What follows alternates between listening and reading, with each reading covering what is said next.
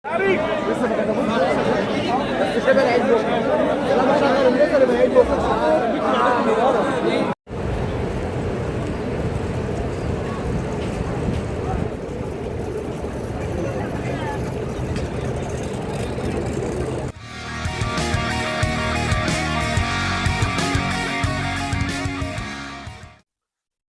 Assalamualaikum warahmatullahi wabarakatuh.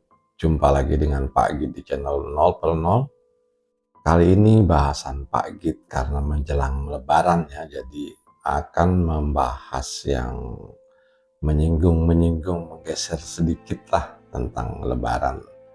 Yang pada hari ini, yaitu Arab Saudi sudah melaksanakan Hari Raya Idul Fitri lebih dulu ya, di tanggal 30 Maret 2025. Di Indonesia, kalau Muhammadiyah sudah menentukan tanggalnya besok ya, tanggal 31. Nah, tapi kalau NU pemerintah itu kan nanti menunggu sidang isbat. Tapi kalau secara logika itu lebih ke besok. Nah, artinya begini teman-temannya. Kalau puasa itu sudah 29 hari belum kelihatan hilalnya, kemudian hari ke-30 itu udah pasti terakhir gitu. Nggak ada puasa sampai 31 hari. Jadinya Indonesia itu akan besok lah melakukan Lebaran. Pak Git tidak akan masuk ke ranah polemik antara hisab dan hilal. Nah, Pak Git sini akan menceritakan tentang asal awal mulanya Hari Raya Idul Fitri. Zaman dulu sebelum Nabi lahir ya, budaya Arab itu sudah ada tradisi hari raya. Ada 2 hari raya Id pada saat itu.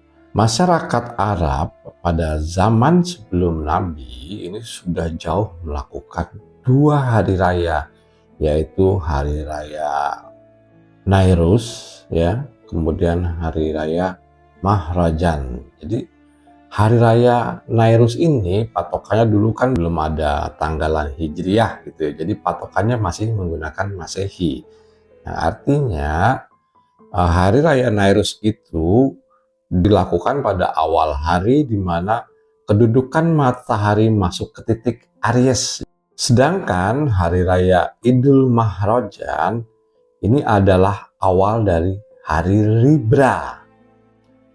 Pada kedua hari raya ini, masyarakat jahiliyah itu memperingati dengan pesta pora, kemudian bersenang-senang, kemudian minum-minum, termasuk adu ketangkasan, tarian perang, dan santapan lezat.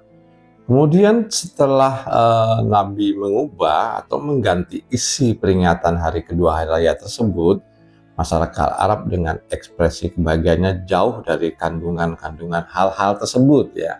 Tadinya tuh kan minum gitu ya, tarian perang dan adu ketangkasan, pokoknya pesta pora lah, intinya seperti itu. Kemudian Nabi Muhammad itu mengubah hal tersebut ya. Ini berdasarkan pernyataan dari Syekh Nuri dan Sayyid Alwi. Dan ini didokumentasikan oleh Abu Daud dan An-Nasal. Kedatangan Nabi Muhammad ke Madinah pada 622 Masehi. Diawali dengan singgah di Kuba. Kuba itu adanya di pinggiran kota Madinah. Terus kemudian Nabi mendapati 2 hari raya yang berlaku sejak masyarakat ada, yaitu Nairus dan Mahrajan. Nah, diubah ya sekitar 2 Hijriyah itu ya, kalau nggak salah ya sekitar 623 atau 624 Masehi. Nah, begitulah sejarah Hari Raya Idul Fitri dan Idul Kurban yang berasal dari Nairus, Hari Raya Nairus dan Mahrajan ya. Yang dulu polanya itu beda sekali teman-teman ya. Artinya pesta, kemudian minum-minuman keras, ketangkasan, tarian perang. Ya intinya isinya itu beda. Kemudian diisi atau digantikan lah polanya tersebut, atau konsep ini digantikan dengan Idul Fitri dan Idul Adha. 2 hari raya ini dirubah tuh jadi seperti itu. Asalnya dari hari raya Persia kuno gitu. Jadi tidak semerta-merta ada karena ini Nabi Muhammad ini berdasarkan pemikiran-pemikiran yang logis ya. Artinya merubah budaya-budaya yang sifatnya buruk itu menjadi budaya yang lebih baik. Ini pun kalau kita bandingkan dengan sejarah Indonesia, artinya Islam masuk ke Indonesia, ini juga cara-cara Wali Songo itu tidak jauh seperti itu gitu. Jadi tadinya yang sifatnya selamatan ini itu beda ya. Dulu selamatan itu pada kaum Birawatantra. Dan saat itu konsepnya bukan selamatan seperti yang seperti kita lihat sekarang gitu. Tadinya juga hal-hal maksiat yang dilakukannya, tapi ya sekarang sudah dirubah gitu. Jadi isinya itu dirubah. Jadi pemaknaan dalam hal ini adalah pemaknaan iksi, bukan pemaknaan hari rayanya seperti itu. Kita beralih ke Indonesia ya, artinya begini teman-teman. Pada umumnya ya, fokuskan ke masyarakat Jawa ya. Tapi sebetulnya ini berlaku untuk masyarakat Indonesia keseluruhannya gitu ya. Artinya Indonesia pada hari raya ini ada budaya ketupat ya. Budaya ketupat ini ya pastilah pada saat ini, hari ini orang jual ketupat kosong itu rame di pasar. Makanya ada meme, hati-hati jangan beli ketupat di pasar isinya kosong gitu ya. Nah, ini hanya bentuk-bentuk meme buat bercanda-bercandaan gitu ya.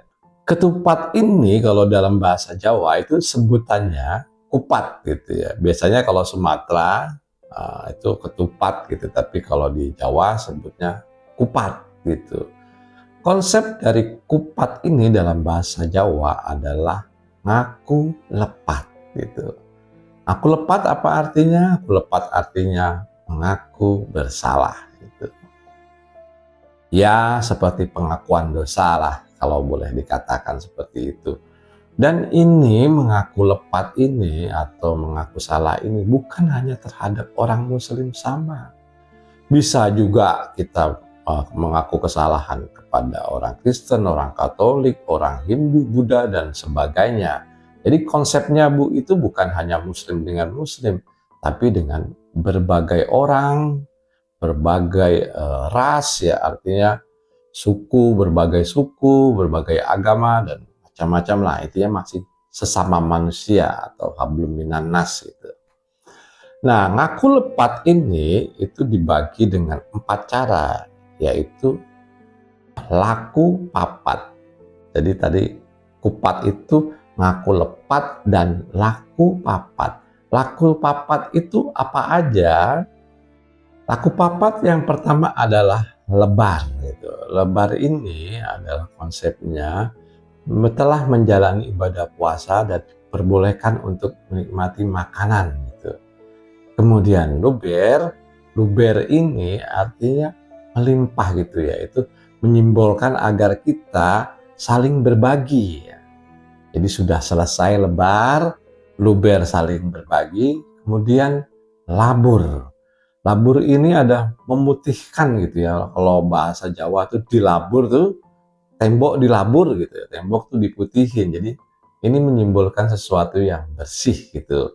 Kemudian lebur atau habis atau melebur segala dosa-dosa yang telah dilakukan. Artinya melebur di sini kalau ada teman salah atau siapa yang salah mengaku salah gitu, ini dilebur gitu. Dilupakan sifat-sifat yang berbau dendam, iri, dan dengki.